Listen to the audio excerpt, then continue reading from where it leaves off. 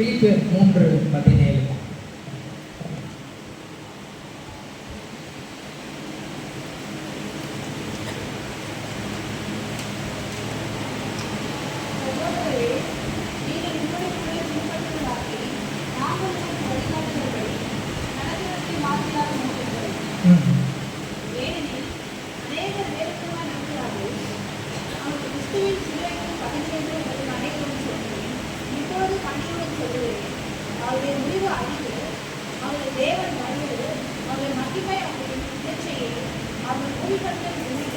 போதும்.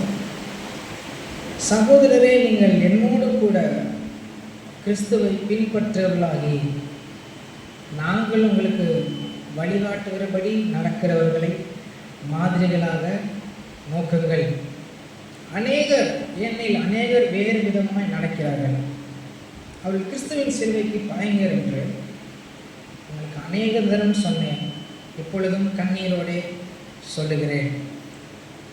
இந்த வசனத்தை நாம் இப்பொழுது நீங்கள் இந்த வேத ஸ்டடிக்கான கொடுக்கப்பட்ட நீங்கள் ஃபாலோ பண்ணி கொண்டிருப்பீர்கள். நீங்கள் பிலிப்பியர் நிருபத்தை நீங்கள் வாசிக்க முடியும். அதில் அப்போஸ்தலனாகிய பவுல் இந்த பிலிப்பு பட்டணத்திற்கு, அந்த சபைக்கு அவர் எழுதும்போது சொல்லுகிறார், சகோதரரே, நீங்கள் என்னோடு கூட பின்பற்றுகிறவர்களாகி. அதில் இங்கிலீஷில் நம்ம பார்க்கும்போது அதில் ஒரு வார்த்தை இருக்கும், இமிட்டேட் மீ, என்ன போலவே என்ன பிரதிபலிங்க. ஒரு கண்ணாடி போல என்ன பார்த்து நான் எப்படி செய்கிறேனோ அதே போல நீங்கள் பின்பற்றுங்க, நான் செய்கிறத போல செய்யுங்க என்று அவர் இந்த இடத்துல சொல்லுகிறார் போல இருக்கு. இந்த வார்த்தை எல்லாரும் பேச முடியாது. சகோதரனே, நீங்கள் என்னோடு கூட பின்பற்றுவர்களாகி. இன்னொரு வசனத்தில் 1 கொரிந்தியர் 11:1 நான் வாசிப்போமானால் இதே போல ஒரு வார்த்தையை நான் பார்க்க முடியும். 1 கொரிந்தியர் 11:1, நான் கிறிஸ்துவை பின்பற்றுவது போல நீங்கள் என்னை பின்பற்றுவர்களாக இருங்கள். ஃபாலோ மீ, என்ன போலயே செய்யுங்க, என்ன போலயே வாழுங்க, நான் எப்படி செய்கிறேனோ அதே போல செய்யுங்க. இது புதுமையாக இருக்கும்.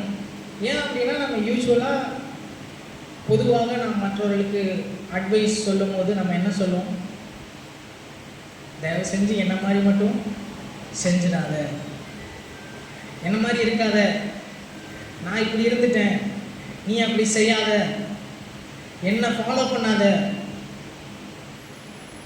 என்று நாம் சொல்லுவோம். ஆனால் இவர் ரொம்ப தைரியமாக சொல்கிறார், சகோதரரே, நீங்கள் என்னோடு கூட பின்பற்றுவர்களாகி. பிலிப்பியர் 3:17, நாங்கள் உங்களுக்கு வழிகாட்டுகிறபடி நடக்கிறவர்களை மாதிரியாக நோக்குங்கள். இந்த வசனத்தை புரிந்து கொள்ளணும்னா, ஒரு பாஸ்டருடைய, கர்த்தருடைய ஊழியக்காரனுடைய ஒரு ரோல் எவ்வளவு ரொம்ப முக்கியமாக இருக்குது. ஒரு மெய்ப்பனுடைய, ஒரு போதகருடைய ஒரு பங்கு ஒரு விசுவாசியோட வாழ்க்கையில் எவ்வளோ முக்கியமாக இருக்குங்கிறதை நாம் பார்க்க முடியும். ஒரு சர்ச்சில் வர விசுவாசிகளாக இருக்கிற நாம், நமக்குள்ள நிறையா குறை இருக்குது. நம்ம பெர்ஃபெக்ட் இல்லை, இம்பர்ஃபெக்ட், குறை உள்ளவர்கள். ஆனால் நம்ம ஒருத்தவங்களை பார்த்து அவர்களை ஒரு மாடலாக வைத்து, நம்ம எல்லாருக்குமே ஏதோ ஒரு விதத்தில் யாரையாவது ஒரு ஆளை மாடலாக வைக்கணும்னு விரும்புவோம். நாம் அவர்களை பார்த்து நடக்கணும், இவங்களை போல நான் இருக்கணும் அப்படின்னு இந்த பூமியில் ஒரு ஆளை பார்த்து நாம் வாழுகிறதற்கு யாராவது ஒரு மாடலை தேடிக்கொண்டே இருப்போம். அப்போ இவர் சொல்கிறாரு, உங்களுடைய மாடல், விசுவாசிகளாகிய நீங்கள், உங்களுடைய மாடல் யார் என்றால், உங்களை இந்த வசனத்தின்படி பார்க்கும்போது உங்களை வழிநடத்த தேவன் நியமிக்கிற தேவனுடைய ஊழியன். எத்தனை பேர் ஹல்லேலூயா சொல்ல முடியும்? ஹல்லேலூயா. என்னோடு கூட சகோதரர், நீங்கள் என்னோடு கூட பின்பற்றலாகி நாங்கள் உங்களுக்கு வழிகாட்டுகிறபடி. உங்களை வழிகாட்டுகிறது யாரு? பாஸ்டர், போதகர், ஊழியர், தேவ ஊழியன். அப்போ தேவ ஊழியன்ட்ட குறைகள் இருக்குமா? ஆமாம், குறைகள் இருக்கும்.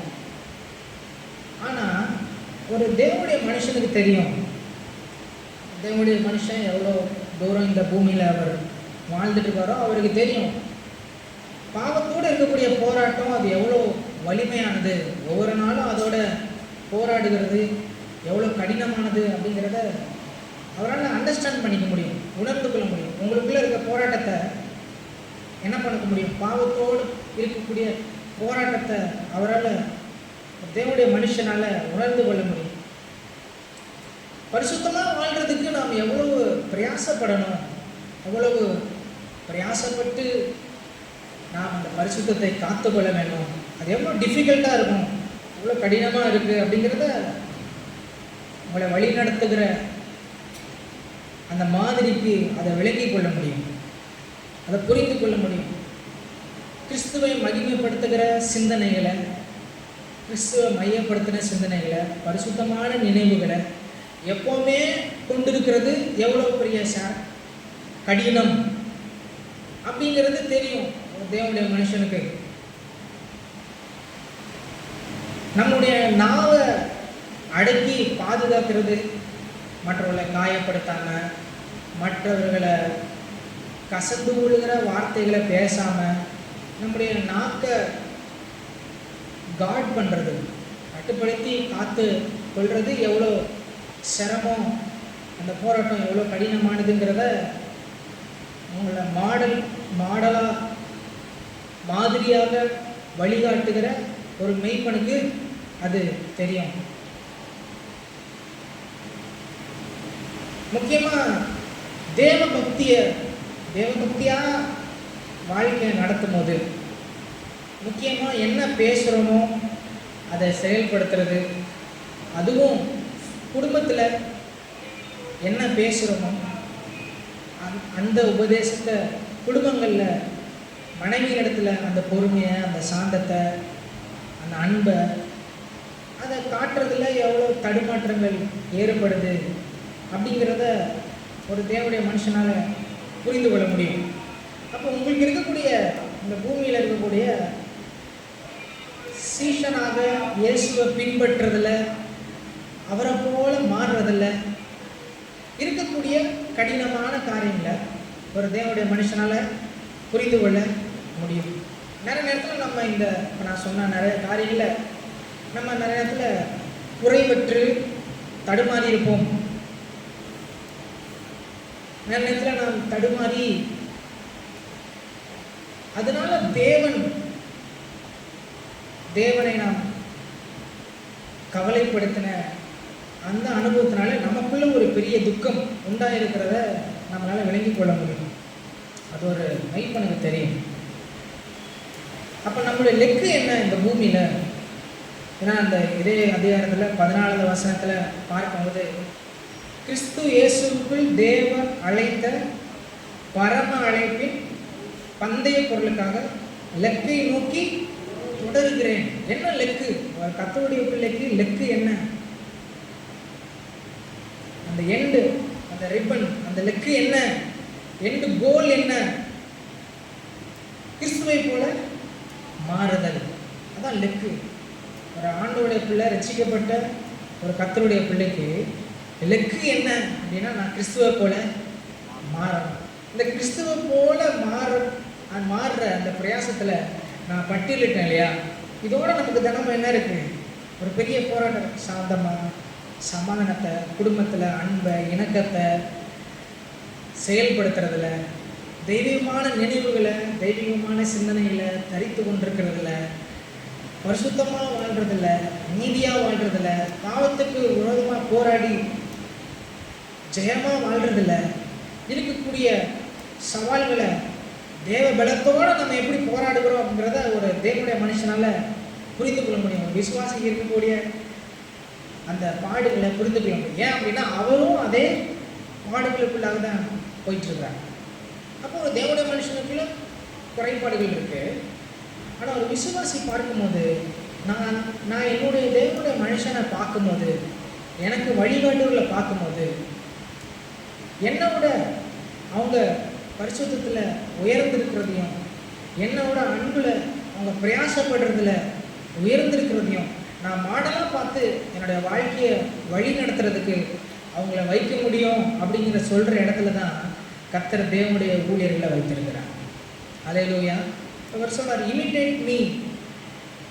சகோதரர், நீங்கள் என்னோடு கூட பின்பற்றுகளாகி நாங்கள் உங்களுக்கு வழிகாட்டுகிறபடி நடக்கிறவர்களை மாதிரியாக நோக்குங்கள். உங்களுக்கு ஒரு மாடலா உங்களுடைய ஊழியர் என்ன பண்ணுங்க, வைங்க. உங்களுடைய ஊழியர் அப்படிப்பட்ட ஒரு மாடலா இருக்க அவர் பிரயாசப்படுகிறவர். அவரை நீங்க பிரதிபலிக்க, அவர் கிறிஸ்துவ பிரதிபலிக்க முயற்சி பண்றாரு. நீங்க அவரை பிரதிபலிக்கலாம். ஏன்னா அப்படிப்பட்ட ஒரு மாடலை செட் பண்ணும்படி அவர் என்ன பண்றாரு, பிரயாசப்பட்டு கொண்டிருக்கிறார். அப்ப அப்படி சொல்லிட்டு அடுத்த வசனத்துல சொல்றார், அநேகர் வேறு விதமாய் நடக்கிறார்கள். இப்போ விரல் விட்டு எண்ணக்கூடிய சிலர் கிறிஸ்துவ பிரதிபலிக்கிறாங்க, ஆனா அநேகர் வேறு விதமாய் நடக்கிறார்கள். அப்ப நீங்க ஃபாலோ பண்ணணும், நான் ஒரு தேவனுடைய மனுஷனை ஃபாலோ பண்ணணும் அப்படின்னா யாரை ஃபாலோ பண்ணா, யூடியூப்ல வரக்கூடிய ஒரு போதகரை, முன்பின் தெரியாத ஒரு போதகரை ஃபாலோ பண்றதை விட உங்களை நடத்துகிற உங்களுடைய தேவனுடைய மனுஷன் அவர் யார், அவருடைய குடும்பம் என்ன, அவர் எப்படி ஊழியம் பண்ணுறாரு, அவருடைய குடும்பத்தில் அவர் பரிசுத்தத்தையும் அன்பையும் நிலைநாட்ட எப்படி பிரயாசம் கொண்டிருக்கிறாரு, ஊழியத்தை கிறிஸ்துவின் சாயலாக நடத்துறதுக்கு என்ன செய்து கொண்டிருக்கிறாரு, இதெல்லாம் தெரிஞ்ச அவரை என்ன பண்ணுங்க, பின்பற்றுங்க. அவரை மாதிரியாக வைங்க.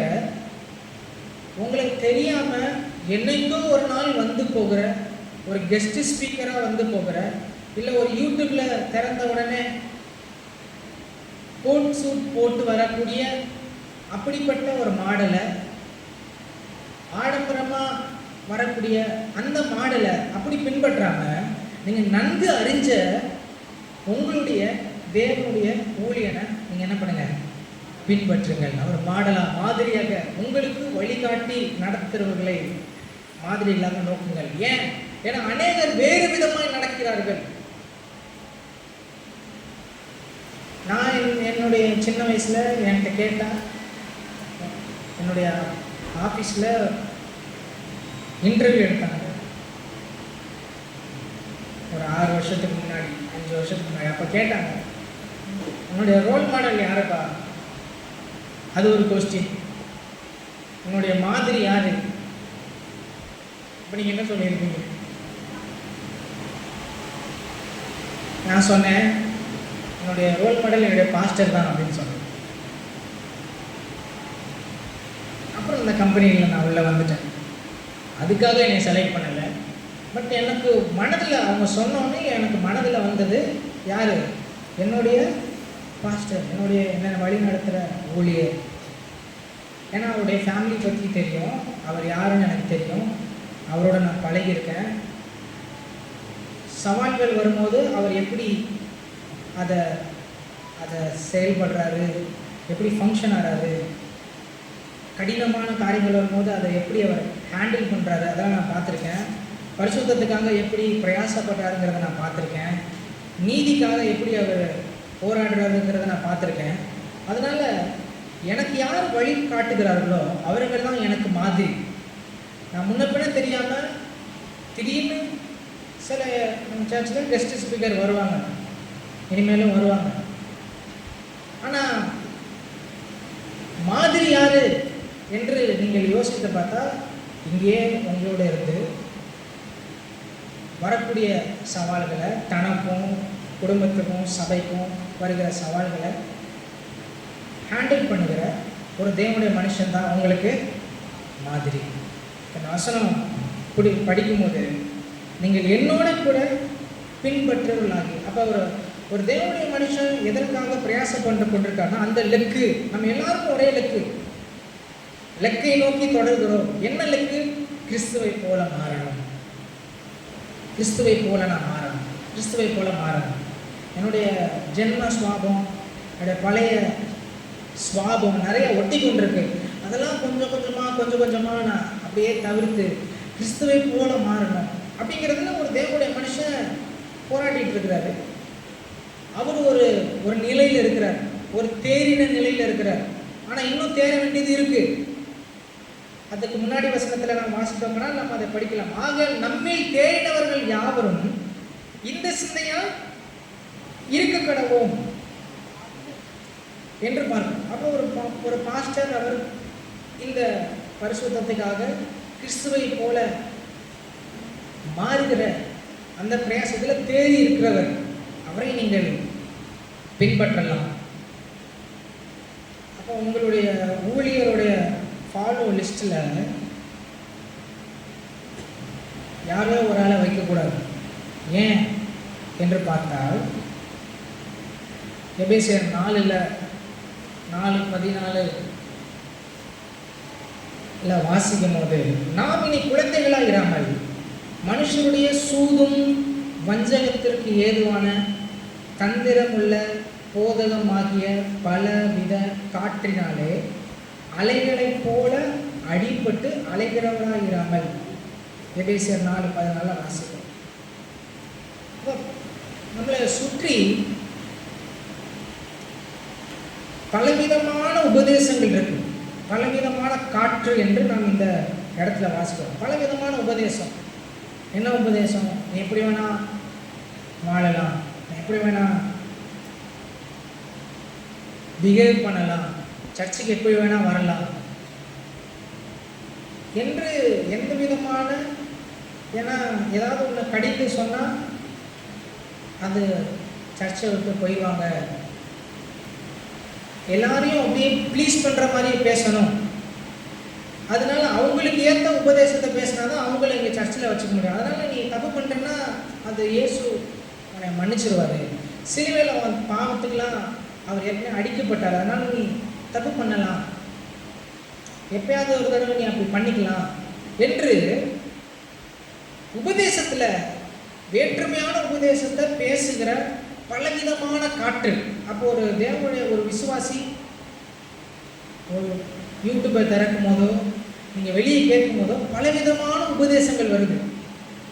அப்போ இதனால அலைப்பட்டு அலைகளை போல அலசாடுகிற ஒரு ஆளாக இல்லாமல் ஸ்திரமாக ஒரு விசுவாசி இருக்கணும்னா அவர்கள் சபையில் நாட்டப்பட்டு தங்களுக்குன்னு கொடுக்கப்பட்ட மெய்ப்பொரும் போதகருமாகிய அந்த தேவனுடைய மனுஷனை தொடர்ச்சியாக ஃபாலோ பண்ணிகிட்டே வரக்கூடிய இடத்துல ஒரு விசுவாசி இருந்தால் தான் அந்த லெக்கை தொடர முடியும். அந்த லெக்குக்கு ஒரு வழிகாட்டி முன்னாடி நடந்து போகிறாரு, சேர்ந்து வந்தால் அந்த லெக்கை நம்ம என்ன பண்ணலாம், தொடரலாம். லெக்கு என்ன? கிறிஸ்துவ போல மாறுதல். அப்போ இந்த சவால் கிறிஸ்துவின் சிலுவைக்கு பகைஞர், சிலுவைக்கும் கிறிஸ்துவின் சிலுவைக்கு பகைஞர் என்று சொன்னால் கிறிஸ்து பட்ட பாடுகளுக்கு அவர் சுயரத்தத்தினால சம்பாதித்த அந்த சபையை காத்துக்கொள்கிற, வசனத்தின்படி நடத்துகிற ஒரு தேவனுடைய மனுஷனாக இல்லாமல் க்ரௌடு ப்ளீசர்ஸ், அதாவது கூட்டத்தை பிரியப்படுத்துகிற உபதேசங்கள், ஊழியர்கள் அப்படி நிறையா இருக்குது. அவங்கள நீங்கள் பின்பற்றாதீங்க. பின்பற்றுங்கள் என்று சொல்லும்போது பலவிதம். சர்ச்சில் எப்படி ஒழுக்கமாக நடக்கணும், எப்படி ட்ரெஸ் பண்ணணும் அப்படின்றது கூட ஒரு ஊழியரிடத்தில் நாம் கற்றுக்கொள்ளணும். சர்ச்சுக்குன்னு ஒரு டிசிப்ளின் இருக்கு. பயபக்தியாக ஜோம் பண்ணிட்டு இருக்கிறாங்க ஒருத்தவங்க. அப்போ இந்த உபதேசங்களை தெரியாத ஒரு நபர், ஒரு ஆள் சர்ச்சில் ஜோம் பண்ணிருக்கும் போது சலங்கை போட்டு வரும்போது அவங்களுக்கு அது ஒரு இடர்லாம் இருக்கும். அப்போ அது அவங்களுக்கு புதுசாக வர்றாங்க, ஓகே தெரில, ஆனால் நமக்குன்னு ஒரு டிசிப்ளின், ஒரு ஒழுங்கு இருக்குது. நாங்கள் உங்களுக்கு வழிகாட்டுகிறபடி நடக்கிறவர்களை மாதிரிகளாக நோக்குங்கள் இந்த உபதேசத்தை பேசுவோம். இந்த உபதேசத்தை பேச ஆண்டவர் என்னை அழைச்சிருக்கிறார். எப்படி பிஹேவ் பண்ணணும் சர்ச்சில் அப்படிங்கிறத ஆண்டவர் இந்த உபதேசங்களை நமக்கு என்ன பண்ணிக்கிறாரு, எழுதி கொடுத்துருக்கிறார். அவர்களை மாதிரிகளாக நோக்குங்க. புதுசாக வர்றவங்க ஓகே, சபையில் ரசிக்கப்பட்டு வர்றவங்க கிறிஸ்துவை போல நம்ம மாறணுமே, அதான் நம்ம எல்லாருக்கும் லெக்கு. இப்போ கிறிஸ்துவை போல மாறுகிற அதில் என்னென்னலாம் தடையாக இருக்கோ அதை எல்லாத்தையும் கொஞ்சம் கொஞ்சமாக நம்ம என்ன பண்ணணும், விட்டுட்டே வரணும். கிறிஸ்துவை போல மாறுறதுக்கு பிரயாசப்பட்டு கொண்டே இருக்கும். இந்த பூமியில் இருக்கிற பொக்கிஷமான எதுவும் பரலோகத்துக்கு போக முடியாது. ஆத்மா தான் ஈடேறி பரலோகத்துக்கு போகும். அதனால் எதெல்லாம் கழிஞ்சு போடணுமோ அதெல்லாம் கழிஞ்சு போட்டு ஆண்டவரை தரித்து கொண்டு கிறிஸ்துவை போல மாறுறதுக்கு பிரயாசப்பட்டு கொண்டே இருக்கணும். நாங்கள் உங்களுக்கு வழிகாட்டுகிறபடி நடக்கிறவர்களை மாதிரிகளாக நோக்குங்கள். ஏன் நாங்கள் வழிகாட்டுறபடி நீங்கள் நடக்கணும் அப்படின்னா, வேறு விதமாக அநேகர் என்ன பண்ணுறாங்க, நடக்கிறாங்க. நாங்கள் ஒரு கோடு போட்டு இந்த கோடில் சீராக வாங்க அப்படின்னு ஒரு கோடை போட்டு சொல்கிறோம். லெக்கு கிறிஸ்துவை போல மாற அந்த லெக்கு முன்னாடி இருக்குது, அதில் ஒரு கோடை போட்டு ட்ராக்கை போட்டு நாங்கள் நடக்கிறோம். ஆனால் அநேகர் ட்ராக்லாம் இல்லை, எப்படி வந்தாலும் அந்த லெக்கை தொடக்கலாம் அப்படின்னு வேற விதமாக வர்றாங்க. அநேகர் வேறு விதமாக நடக்கிறார்கள். அவங்களை பின்பற்றாதீங்க. இந்த உபதேசத்தின் அடிப்படையில் ஒரு ஒழுங்கை போட்டு ஒரு கோடை போட்டு உங்களை வழிநடத்துகிற அந்த மாதிரியை பின்பற்றி வாங்க. ஹல்லேலூயா.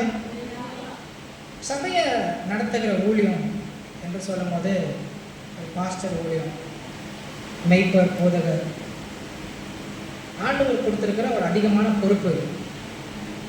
ஏனென்றால் தேவன் ஒரு மந்தைய, ஒரு தொழுவத்தை தான் ரத்தத்தினால சம்பாதித்த அந்த தொழுவத்தை ஒரு தேவனுடைய மனுஷன்கிட்ட கொடுத்துட்டு, நான் மறுபடியும் வருவேன், உன்னிடத்தில் எப்படி கொடுத்தனோ அதை குறித்து நான் கணக்கு கேட்பேன் என்கிற உத்தரவாதத்தோடு அவர் அந்த மந்தையை கொடுத்துட்டு போகிறார். மறுபடியும் வருவேன் என்று அவர் சொல்லியிருக்கிறார். ஹல்லேலூயா.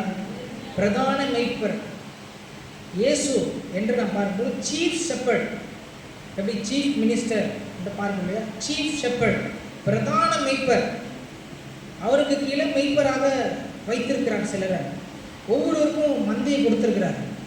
அப்போ அந்த மந்தையில் இருக்கிற ஒவ்வொரு குறித்து பிரதான மெய்ப்பர் வரும்போது என்ன கேட்பார், கணக்கு கேட்பார். அதனால நாங்கள் உங்களுக்கு வழிகாட்டுகிறபடி நடக்கிறவர்களை மாதிரிகளாக நோக்குங்கள். நாங்கள் ஜிமிக்ஸ் பண்ண மாட்டோம். அப்பப்போ வரக்கூடிய கெஸ்ட் பாஸ்டர்ஸ் ஏதாவது பண்ணுவாங்க, நாங்கள் அப்படி பண்ணுறதில்ல. உபதேசத்தை சொல்லுவோம். பாஸ்டர் சொன்னாங்க, சத்தியத்தை சொல்லுவோம், அவ்வளோதான். சத்தியத்தை சொல்லுவோம்.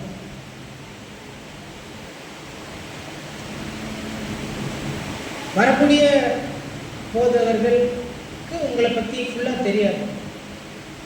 என்னை பற்றி ஒருத்தவர் சொன்னார், ஒரு 10-11 வருஷம் இருக்கும், 22 வயசில் யூஎஸ் போவேன் அப்படின்னு சொன்னார்.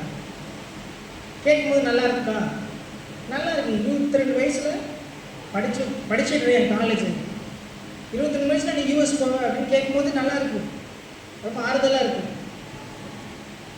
ஆனால் நான் இன்னும் போகல, இங்கே தான் இருக்கேன். சத்தியத்தை சொல்லுவோம். ஆனால் உங்களை நடத்துகிற பாஸ்டர் அப்படி சொல்லுவாரா, ஃபஸ்ட்டு மனம் திரும்பு, இந்த தப்பு பண்ணிருக்கிற இதுலேருந்து திருந்துன்னு பேசுவார். ஆனால் வர்றவங்க, ஆண்டவர் உனக்கு ஒரு வீடை கட்டுவார், ஆண்டவர் உனக்கு ஒரு பைக்கை இந்த மாதத்தில் கொடுப்பாரு. அப்போ உங்களுக்கு கேட்கும்போது நல்லாயிருக்கும். அவர் வந்துட்டு போயிடுவார். ஆனால் உங்களை குறித்த உத்தரவாதத்தை ஆண்டவர் உங்களை வழிநடத்துகிற அந்த போதகத்தை கொடுத்துருக்கிறார். ஹல்லேலூயா. ஆண்டவர் எனக்கு இந்த நானே இதிலிருந்து வரணும் அப்படின்னு நினைச்சாலும் ஆண்டவர் என்னை பல விதத்தில் மறுபடியும் ஒரு மெய்ப்பர் ஒரு போதகர் அப்படிங்கிற அந்த உத்தரவாதத்தை மறுபடியும் என் மேலே அழுத்தமாக திணிக்கிறத நான் நிறையா தடவை பார்த்துருக்கேன். நான் 2013 இருக்கும்போது அப்படி பர்த்டேக்கு யூஸ்வலான கேக் நாங்கள் வெட்ட மாட்டோம். அப்போ நான் ஊழியம் செய்ய போவேன்.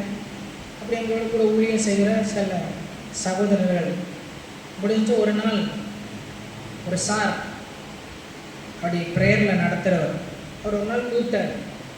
அது என்னுடைய பர்த்டே அன்னைக்கு கூப்பிட்டு எட்வர்ட் கொஞ்ச நேரம் ஜோம் பண்ணணும் வரியா அப்படின்னு கேட்டார்.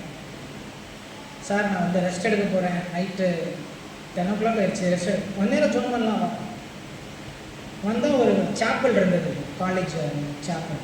அதில் பார்த்தா ஒரு 25-30 பேர் லைட்டெல்லாம் அமுத்திட்டு வெளியே செருப்பு மட்டும் கிடந்துச்சு. கண்டுபிடிச்சிட்டேன் உள்ளே இருக்கிறாங்க. உள்ளே போனால் செலிப்ரேட் பண்ணுறதுக்கு இருந்தாங்க. ஆச்சரியம் என்ன அப்படின்னா, இந்த பர்த்டே கேக்கில் போட்டிருந்தாங்க ஹாப்பி பர்த்டே பாஸ்டர் அப்படின்னு போட்டிருந்தாங்க. அப்போ நான் படிச்சுட்டு இருக்கிறேன். அப்போ என்னோடய ஃப்ரெண்ட்ஸு ரெக்கக்னைஸ் பண்ணுறாங்க. எனக்குள்ள இந்த அழைப்பு இருக்குது. காலேஜ் முடிச்சிட்டேன். அடுத்த மேற்படிப்புக்காக இன்னொரு காலேஜுக்கு போகிறேன். அப்படி நான் போகும்போது அப்போ நான் யோசிச்சிட்டேன், என்னுடைய பழைய காலேஜ் வந்து ஒரு கிறிஸ்தவ கல்லூரி, அதனால் அங்கே ஜெபம் பண்ணுறதுக்கெலாம் வாய்ப்பு இருக்குது. இப்போ நான் போயிருக்கிற காலேஜில் வாசல்லையே ஒரு கோவில் இருக்கும். உள்ளே வந்தால் ஒரு பெரிய கோவில் இருக்கும். அந்த இடத்துல ஜெபம் பண்ணுறதுக்கெலாம் வாய்ப்பு இல்லை. அப்போ நான் யோசித்தேன், அவ்வளோதான் நம்மளுடைய ஊழியம் இதெல்லாமே முடிஞ்சிச்சு, இங்கே வர்றோம், படிக்கிறோம், போகிறோம் அப்படின்னு இருக்கும்போது ஒரு மாதம் கழித்து எனக்கு ஒரு பாஸ்டர் ஃபோன் பண்ணுறாரு. அவர் கோயம்புத்தூரில் நான் அடிக்கடி ஊழியம் செய்யக்கூடிய ஒரு பாஸ்டர். அவர் ஃபோன் பண்ணி என்கிட்ட கேட்டார், எட்வர்ட் நீங்கள் இப்போ விருதுநகரில் படிச்சுட்டு இருக்கீங்க, ராஜபாளையத்தில் எனக்கு ஒரு பிரான்ச் சர்ச் இருக்குது, அங்கே நீங்கள் போய் ஊழியம் பண்ண முடியுமா வாரம் போய் என்று கேட்டேன். எனக்கு அப்படி கேட்டோன்னே எனக்கு ரொம்ப பயமாயிடுச்சு. ஏன்னா ஒரு பெரிய பொறுப்பு. நான் சரிங்க மாஸ்டர் என்று நான் சொல்லிட்டேன். ஒரு தைரியத்தில் சொல்லிட்டேன். ஆனால் எனக்கு பல்லுலாம் ஆடுது. இந்த குளிரில் வரும்போது ஆடுற மாதிரி எனக்கு ஆடுது.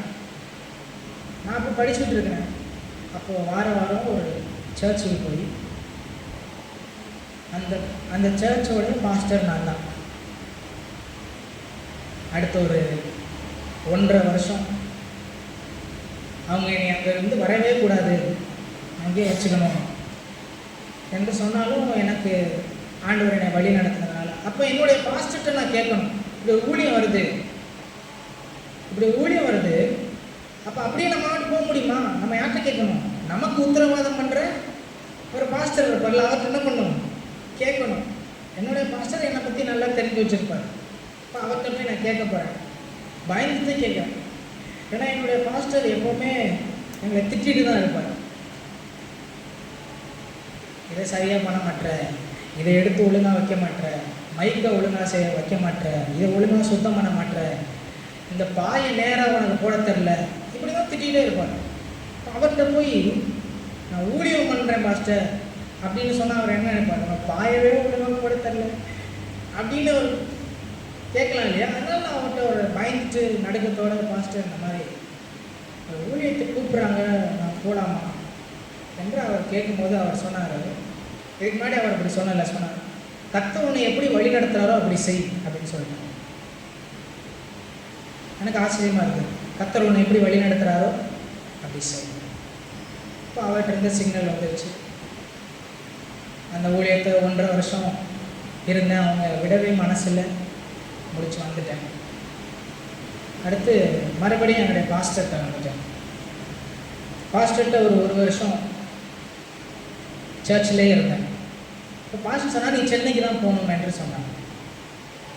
அப்படி ஒரு வருஷம் கழித்து சென்னைக்கு வரேன். வரும்போதே நான் என்ன யோசித்து வந்தேன்னா, சென்னைக்கு வேலை பார்க்குறதுக்காக வரோம். நமக்கு இங்கே சென்னையில் வேலை இருக்குது, வேலை பார்க்குறதுக்காக வரோம்.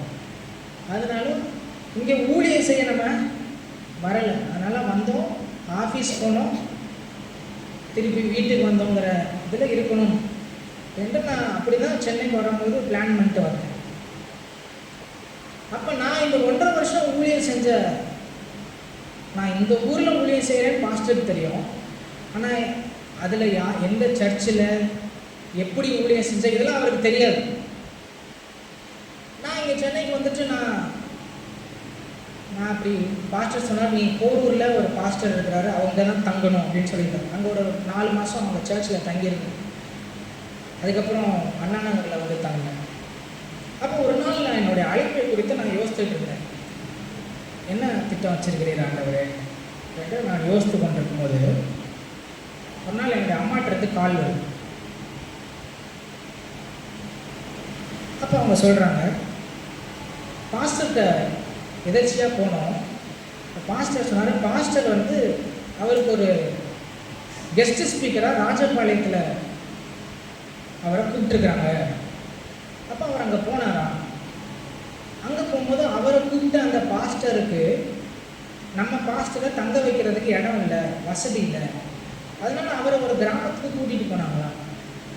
அந்த கிராமத்தில் அவர் ஒரு வீட்டில் தங்கினாராம்.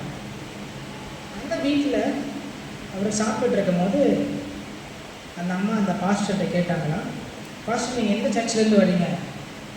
நான் ராமநாதபுரத்துலேருந்து வரேன். ராமநாதபுரத்துலேருந்து ஒரு தம்பி இங்கே ஒரு 1.5 வருஷம் ஊழியம் செஞ்சான், உங்களுக்கு அவனுக்கு தெரியுமா? அந்த தம்பி எட்வர்ட் அவர் பேர், இவன் என்னுடைய சர்ச்சு தான் என்று அவர் அப்படி சொல்லியிருக்காங்க. சொல்லிவிட்டு அவங்க சொல்லியிருக்காங்க இப்படி ஊழியம் செஞ்சான் அப்படின்னு சொல்லிட்டு அவர் வந்துட்டார். அவங்க எங்கள் அம்மாட்ட இதை சொல்கிறாரு, ராமநாதபுரத்தில் வந்து எட்வர்டை பற்றி நல்ல சாட்சி சொன்னாங்க அவங்க. அப்போ இங்கே நான் வந்தேன், இதை ஒரு நாள் நான் கேட்கும்போது நம்ம வந்தது எதுக்காக? வேலை பார்க்குறதுக்காக வந்தோம். இப்போ என்ன நடத்துகிற பாஸ்டருக்கு நான் ஊழியம் பண்ணதுடைய சாட்சியை, அந்த நிச்சயத்தை ஆண்டவர் அங்கே காமிச்சு கொடுக்குறாரு. அப்போ ஆண்டவர் என்கிட்ட ஏதோ ஒரு விதத்தில் என்னைய புஷ் பண்ணுறாரு என்கிறத நான் புரியல. மறுபடியும் நான் இன்னொரு கம்பெனிக்கு வரேன். இப்போ கம்பெனியில் ஒர்க் பண்ணுறேன். அந்த கம்பெனி ஒரு கிறிஸ்தவ கம்பெனி. அங்கே இந்த எக்மோருக்கு பக்கத்தில் கர்க்குன்னு ஒரு சர்ச் இருக்குது. இந்த ரயில்வே ஸ்டேஷனுக்கு ஆப்போசிட்டில் கர்க் சர்ச் பெருசு. அங்கே இருக்கக்கூடிய ஒரு பாஸ்டரை எங்களுடைய ஆஃபீஸில் ஏதாவது ஒரு முக்கியமான நிகழ்ச்சிக்கு அவரை கூப்பிடுவாங்க. அப்போ அவரை கூப்பிட்டு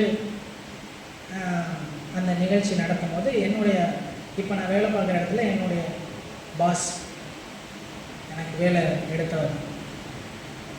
நான் தான் பாட்டு பாடிட்டு அந்த பாஸ்டர்கிட்ட கொடுக்குறேன். அப்போ என்னுடைய பாஸ் இந்த பாஸ்டர்கிட்ட சொல்கிறாரு, பாஸ்டர் இவர் தான் இந்த ஆஃபீஸோட பாஸ்டர். இப்போ நான் யோசித்தேன், நம்ம எங்கே போனாலும் இந்த அழைப்பு என்ன பண்ணுது? நம்மளை நடத்துது. நம்மளே இதை விட்டு விலகணும்னு நினச்சாலும் இந்த அழைப்பு என்ன பண்ணுது? நம்மளை புஷ் பண்ணுது. என்னுடைய மேரேஜ் அலையன்ஸ்க்காக பாஸ்டர்கிட்ட போய் கேட்கும்போது பாஸ்டர் சொன்னார், ராஜபாளையத்தில் எட்வர்டுக்கு நல்ல பேர் இருக்குல்ல, அதனால் அங்கே தேடுங்க அப்படின்னு அவர் சொல்லியிருக்காரு. அதுக்கப்புறம் பாஸ்டரே பார்த்து வச்ச பொண்ணு தான் ஜெனி. இப்போ ஆண்டவர் இந்த நேரத்தில் உங்களுக்கு முன்னாடி இந்த ஊழியத்தை நிறைவேற்ற உதவி செய்திருக்கிறார். அப்போ இந்த அழைப்பு நம்மளை என்ன பண்ணுது? பின்தொடர்ந்து வருது. ஆண்டவர் நம்ம இடத்துல ஒரு காரியத்தை நிச்சயப்படுத்துகிறாருங்கிறத பல விதத்தில் அதை உறுதிப்படுத்திகிட்டே இருப்பார். எதர்ச்சியாக நடக்காது. கர்த்தருடைய சித்தம். ஆண்டவர் சில காரியங்களை நமக்கு தீர்மானமாக நமக்கு சொல்லிக்கொண்டே வந்து கொண்டே இருப்பார். நாங்கள் உங்களுக்கு வழிகாட்டுகிறபடி நடக்கிறவர்களை மாதிரிகளாக நோக்குங்கள். அல்லேலூயா. விசுவாசிகளாக நீங்கள் பார்க்கும்போது பாஸ்டர் நான் இதில் உங்களை மாதிரியாக பார்க்குறேன், ஆனால் இதில் நீங்கள் இப்படி செஞ்சுருக்கலாம் அப்படின்னு உங்களுக்கு ஒரு கருத்து இருந்தால் சொல்லுங்கள், மாற்றிக்கிறோம். ஆனால் மாதிரியாக இருக்க பிரயாசப்படுகிறோம். அல்லேலூயா. ஒரு மாடல் செட் பண்ணணும்னு விரும்புகிறோம். செய்கிற காரியங்களில் ஒரு மாடலை வைக்கணும்னு விரும்புகிறோம். உபதேசத்தில் ஒரு மாடலை செட் பண்ண விரும்புகிறோம். ஒழுங்கில் ஒரு மாடலை வைக்கணும்னு விரும்புகிறோம். ஏன்னா இது கர்த்தர் கொடுத்த அழைப்பு, கர்த்தர் கொடுத்த பொறுப்பு. திருப்பி அவர் வந்து அதை குறித்து என்ன பண்ணுவார்? கணக்கு கேட்பா. இது மாதிரி புரியுது. உங்களை குறித்து உங்களுடைய பாஸ்டர்கிட்ட என்ன பண்ணுவார்? கணக்கு கேட்பா. நான் நிறையா எழுதிட்டு வந்தேன். ஆண்டவர் இப்படி நடத்துகிறார் என்னைய. நான் யூஸ்வலாக வசனத்தை தான் பேசுவேன், என்னை பற்றி பேச மாட்டேன். நான் நிறைய எழுதிட்டு வந்திருக்கேன். டைம் ஆயிடுச்சு. உங்களை வழிநடத்துகிற பாஸ்டரை ஃபாலோ பண்ணுங்க. யோவானில் சொல்கிறாரு, யோவான் 10ஆம் அதிகாரம் 3வது வசனத்தை வாசிங்க.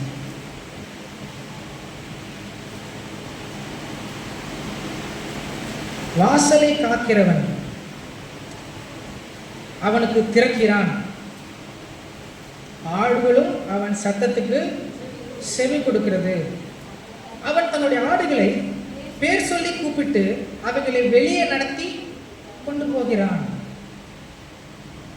2வது வசனத்தில் வாசிக்கும் போது, வாசல் வழியாய் பிரவேசிக்கிறவனோ ஆடுகளில் மேய்ப்பனாக இருக்கிறான். ஒரு பாஸ்டருடைய ரூட், தன்னுடைய மந்தைக்கு அவர் எடுக்கிற ரூட் எப்படி இருக்கும்னா அது நேராக இருக்கும். வாசல் வழியாக ஒரு மெய்ப்பன் வர உள்ள தொழுவத்துக்குள்ளே வர்றதா இருந்தால் அவர் எப்படி வருவார்? வாசல் வழியாக வருவான். திருடன் எப்படி வருவான்? ஏறி பூச்சி வருவான்.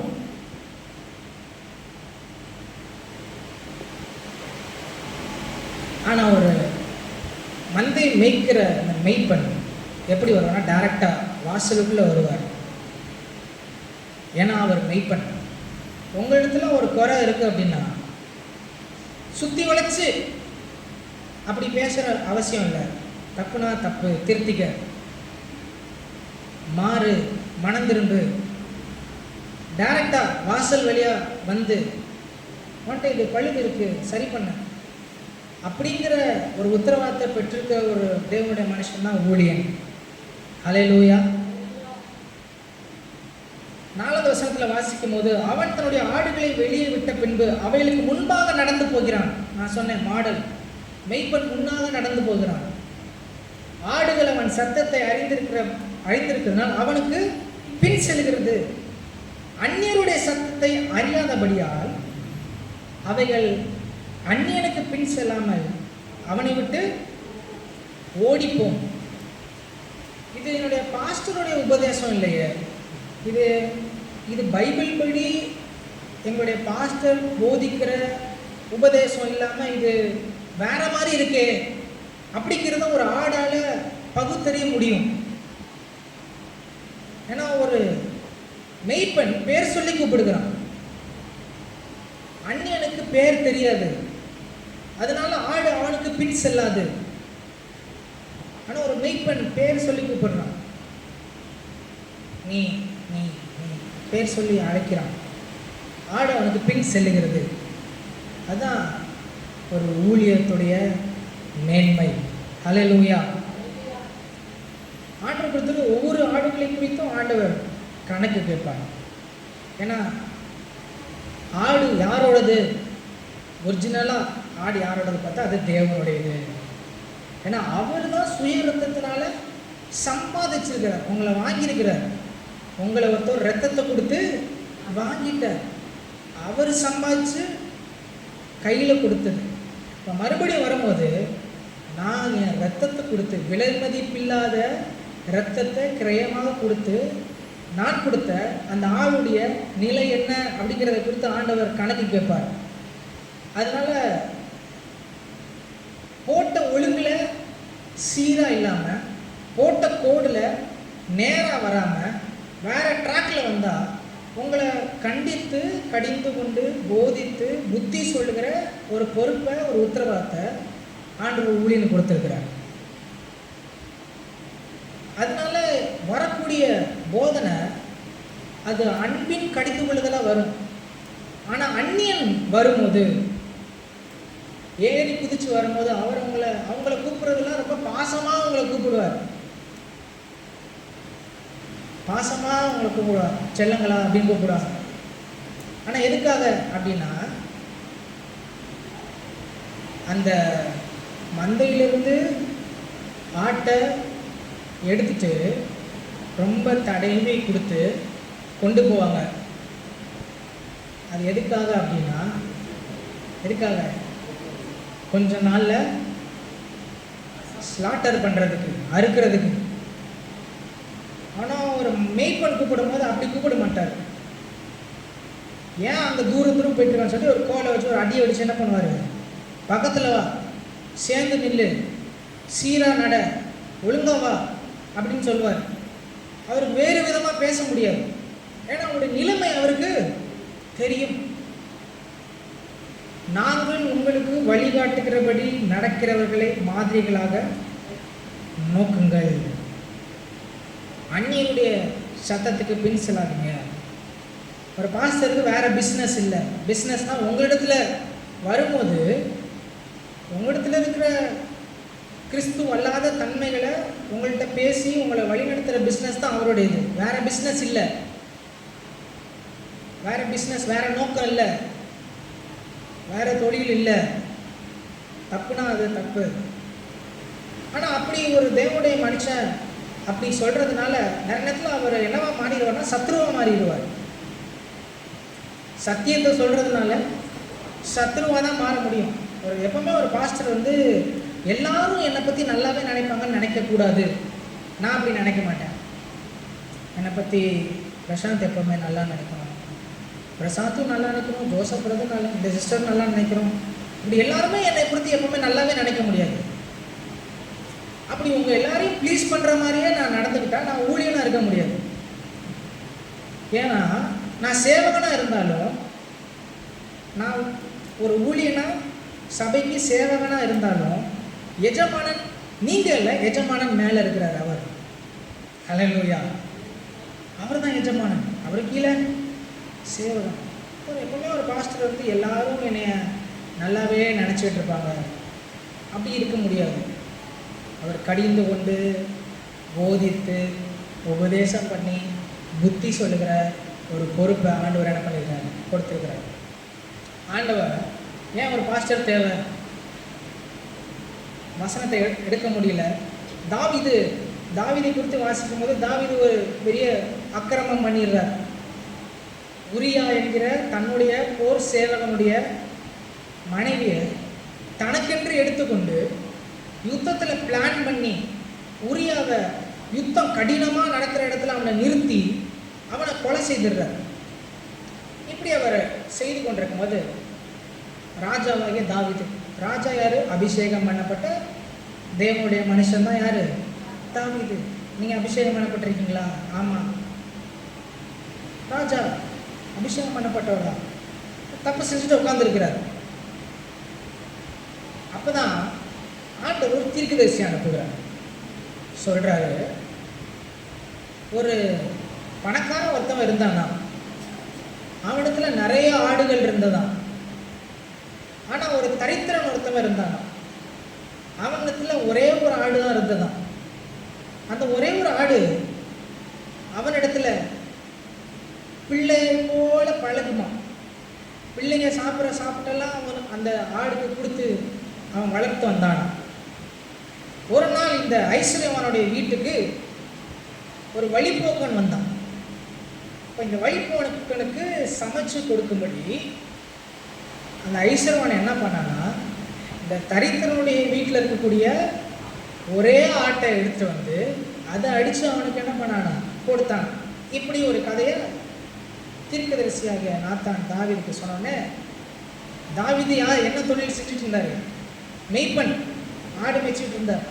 அவருக்கு இப்படி ஒருத்தவன் பண்ணான்னா அவருக்கு கோவம் வந்துருச்சு. அவருடைய லாங்குவேஜில் அவருக்கு புரிகிற பாணியில் ஆட்டை பற்றி அப்படி பேசோன்னே அவருக்கு ரத்தம்லாம் துடிக்க ஆரம்பிச்சிருச்சு. அப்படின்னா அவன் உயிரோடு இருக்கக்கூடாது, அவனை சாவடிச்சிடணும் அப்படின்னு சொன்னேன். நாத்தான் சொல்கிறாரு, அது வேற யாரும் இல்லை, அது நீங்கள் தான்.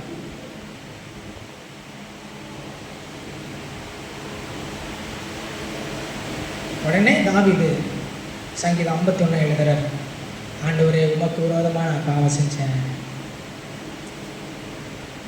பரத்துக்கு விரோதமாக உமக்கு விரோதமாக நான் பாவம் செஞ்சுட்டேன், என் மண்ணியும் ஈசோப்பினால் என்னை கழுவும்.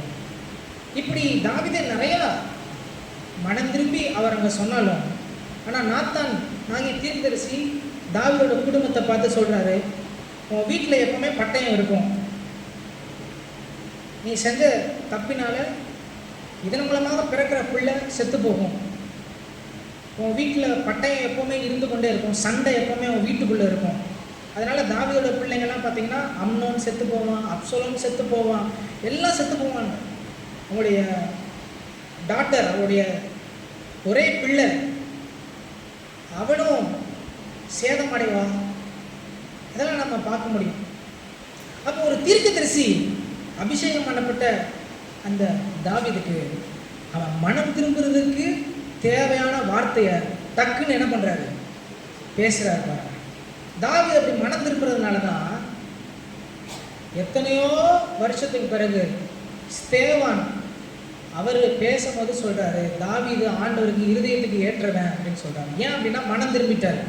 ஏன் மனம் திரும்புறாருன்னா, அவரிடத்துல பேசுறதுக்கு ஆண்டவர் ஒரு தீர்க்கதரிசி என்ன பண்ணியிருந்தாரு, வச்சிருந்தாரு. இந்த தாவீதை கடிந்து கொண்டு உபதேசம் பண்ண, புத்தி சொல்ல, உனக்கு இப்படி நடக்கும் என்று சொல்றதுக்கு ஆண்டவர் அங்கே ஒரு ஆளை என்ன பண்ணியிருந்தாரு.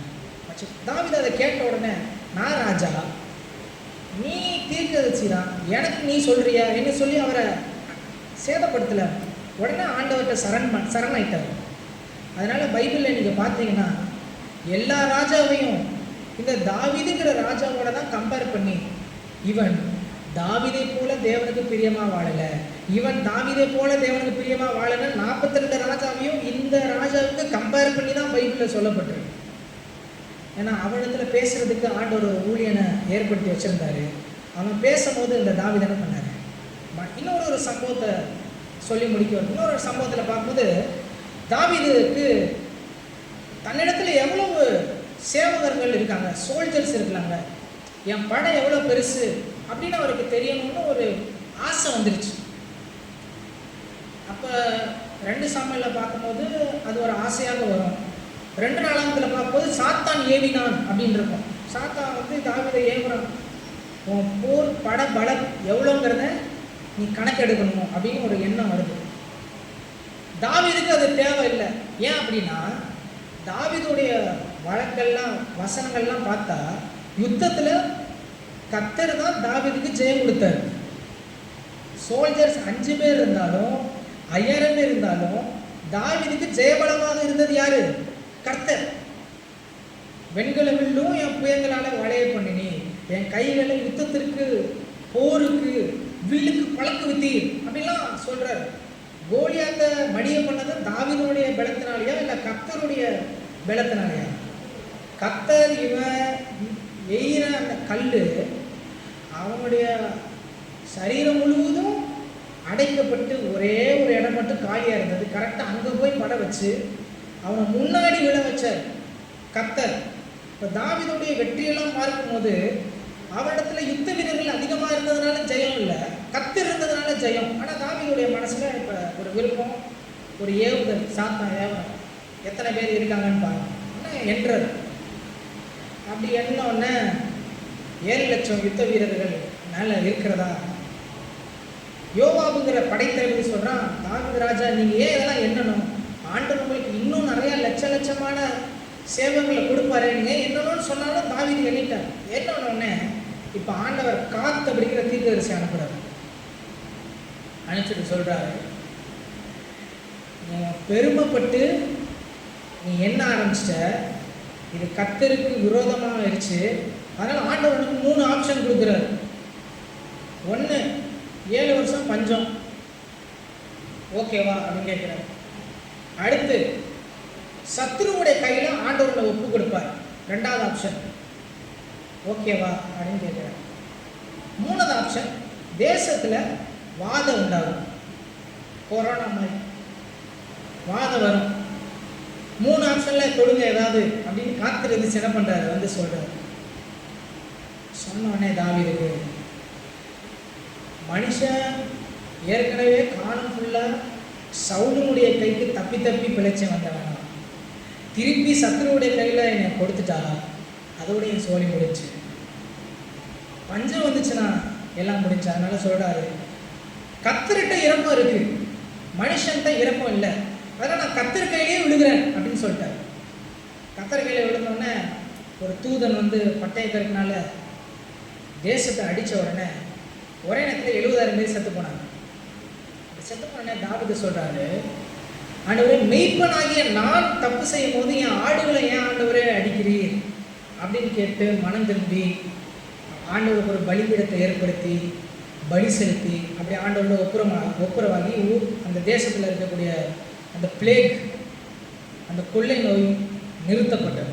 பிற்பாடு அந்த இடத்துல தான் தேவன் சாலமன் கட்டின ஆலயத்தை அங்கே கொண்டு வர்றாரு. அப்போ தப்பு செய்யும் போது தன்னத்தில் வந்து சொல்லுகிறதுக்கு ஆண்டவர் தீர்க்கதரிசிகளை ஏற்படுத்தி வச்சிருந்ததுனால தான் தாவீது ட்ராக் மாறாமல் அப்படியே ட்ராக்கு மாறினாலும் திருப்பி உள்ளே வந்து வந்து வந்து கடைசியாக நம்ம அப்போஸ்தலர் நடவடிக்கைகளில் புதிய ஏற்பாடில் தாவீதை குறித்து எழுதும் போது, தாவீது என் இருதயத்துக்கு ஏற்றவன், நான் சவுலை தள்ளிட்டு என் இருதயத்துக்கு ஏற்றவனா என் தாவீதை வைக்கிறேன்.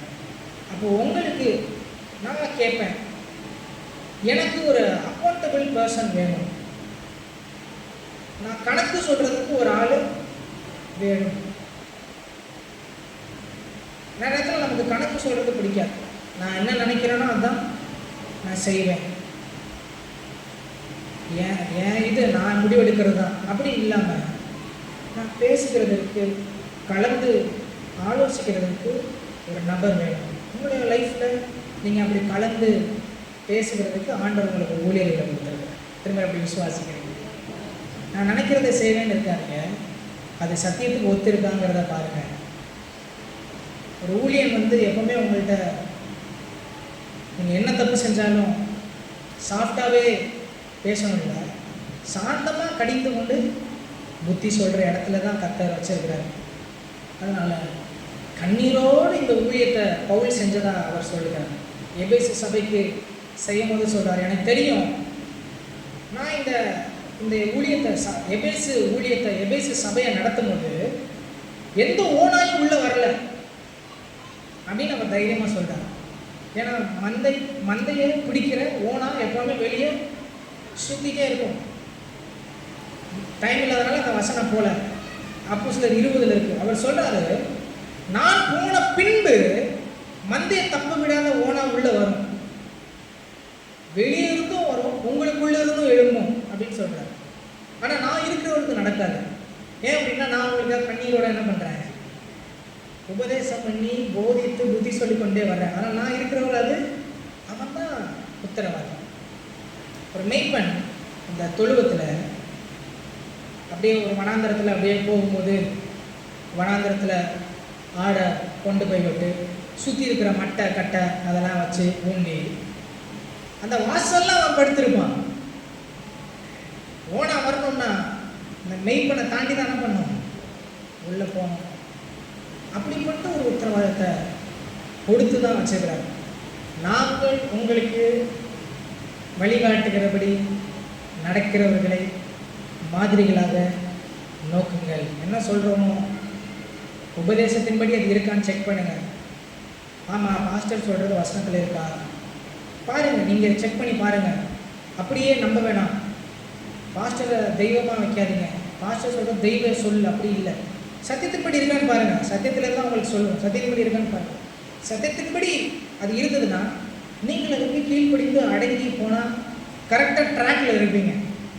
எந்த ஒழுங்கில் இருக்கோமோ, எந்த கோடு பிடிச்சோமோ அந்த கோட்டில் என்ன பண்ணியிருக்கோம், நடந்து முன்னேறிக்கிட்டே இருப்போம்.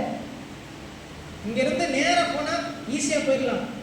சுற்றி நச்சு அப்படியே இஸ்ரவேல் மாதிரி அப்படியே 40 வருஷம் ஒரு ஆசீர்வாதத்தை பெறுறதுக்கு போட்ட கோடில் வச்ச உபதேசத்தில் வசனத்தில் நடந்தால் டக்குன்னு பிடிச்சிடலாம். வழி மாறி போனால் நிறையா காலங்கள் தாமதமாகும். நம்மளுடைய ஆசீர்வாதம் கண்ண மூடி ஜோமணிமா நான் அவங்களை கேட்டுக்கொள்கிறேன். ஆண்டவரே, நாங்கள் உங்களுக்கு வழிகாட்டுபடி நடக்கிறவர்களை மாதிரிகளாக நோக்குங்கள். அநேகர் வேறு விதமாக நடக்கிறார்கள். கிறிஸ்துவின் சிலுவைக்கு பயங்கராக அநேகர் இருக்கிறார்கள். பலவிதமான உபதேசங்களை நாங்கள் பார்க்குறோம். ஆண்டவரே, நாங்கள் மாடலாக வைத்து நாங்கள் இந்த ஊழியத்தை பின்பற்ற நல்ல ஆடுகளாக கத்தர் வைத்திருக்கிற பாதை நடக்க எங்களுக்கு உதவி செய்ய சென்று ஜோமன் கண்களை மூடி ஜோமனுங்க பார்க்கலாம்.